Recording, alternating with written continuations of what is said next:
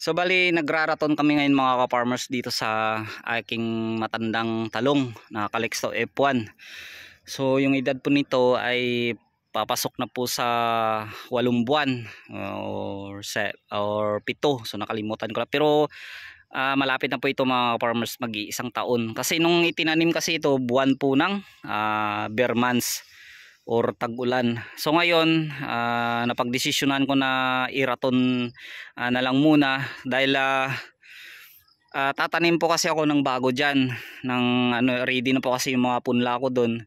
So sabi ko bago kasi magtanim, i-clearing muna ito, iraton, dahil nga po yung matandang talong ko na po ito ay hindi po na alagaan sa spray, kaya dumami po yung white flies at saka mga mites. So lahat-lahat na po ng insekto na andyan na po yan.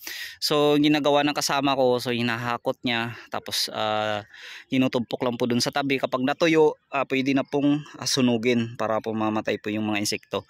So yung unang naraton namin, ayan dyan sa kabila na yan. So yan po yung hiwalay ng talong ko po dito. So raton din po yan, kanina po yan ng umaga natapos. So nandun naman yan itinapon. So ito ngayon matatapos na rin po namin ito. So dyan lang itinambak. So itong area mga ka-farmers, ayan, bali 11 na plot po yan. Ang bagong tataniman simula po doon. Ayan, diretso po sa taas, pero may ano po sa gitna niya, may daanan. So nandun naman po banda sa dulo niya ay yung sili. So hindi pa rin ako nakatanim dahil hindi rin po yan nabutasan. So yung mga punla ko po doon mga farmers ready na po.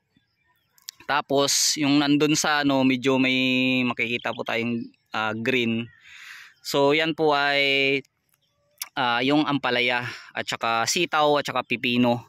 So kapag natapos na namin ito sa pagraton at na-clearing na po ito, magpo-poste na po kami doon sa may ampalaya at saka sitaw. So pagkatapos pwede na po kami magtanim dito sa naka-plastic mulch na po yan. So ready na po yan, bubutasan na lang, sabay tanim na. So umulan po kasi kanina ng malakas mga ka-farmers, no. So ganito po kaiksi yung itinira ko po dito sa aking talong. Ayan, mapapansin natin mga farmers, oh. Sobrang baba po. Ayan, no. Mahigit 1 dangkal lang po yan. Simula po yan nandun. So sa ngayon hindi muna ito aabunuan dahil kakaulan lang din naman. Siguro kung tuloy-tuloy na po yung ulan, magsa-side dress na po ako dito ng 1620. So follow up na po yung triple 14. So para sa bunga. So mabilis lang po itong mga ka-farmers yung raton na to. So halimbawa po yun nito. Ayan, hindi ko po yan isinama sa pagputol. Ayan, may ano na po yan kagad, oh. Ayan, may bulaklak na po kagad. So kapag nakakain po yan ng abono, so tuloy-tuloy na po yan hanggang tumaas. So i-update ko lang po sa inyo mga ka-farmers dito, no, kung ano yung pamamaraan ko, kung paano ito pagandahin itong niraton ko. So ayan, wala talaga yan mga farmers na wala pa siyang bagong talbos. Yan, puro puno pulong yan, ayan, no. So mabubuhay po yan mga ka-farmers, no. Ngayon yung mga damo nabuhay ulit. So nakaraan kasi nag-spray ako dito ng Maximos. So yung iba nabuhay. So yung malapit po sa puno ng talong, bubunutin na lang po namin yan. Tsaka mag-apply na po ng fertilizer.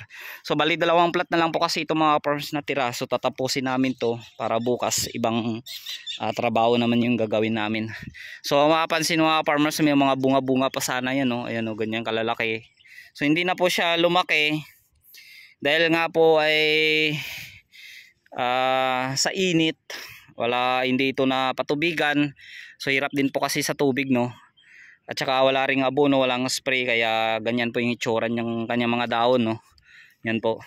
So mas mainam na iraton po siya mga farmers para tumalbos po ng bago. Magkaroon po siya ng mga panibagong talbos. Kung ganito lang po kasi na direkta pong aalagaan, so tapos tulad po nito may mga bunga pa siyang maliliit at saka bungang matatanda, may hirapan. So pag tinanggal po yan, so medyo mabagal siya mga farmers, kaya mas ayos na iraton para hindi po siya masyadong magastos sa abono. So pag ganito kasi kalalaki, maraming abono din po yung magagamit dito. Kasi sa mga kahoy niya ay sobrang malalaki. So yun lang po mga ka-farmers, no. I-update ko na lang po kayo dito sa niraton namin o sa mga itatanim namin sa susunod.